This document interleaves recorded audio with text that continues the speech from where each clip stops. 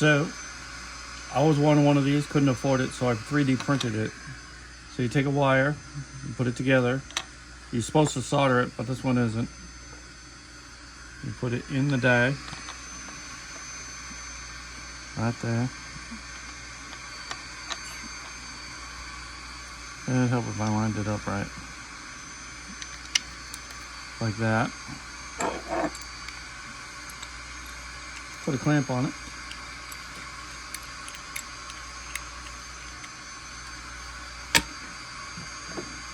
Take a hot glue gun. Wait till it comes out, let it set. And then it comes out to be like this. Pretty freaking awesome.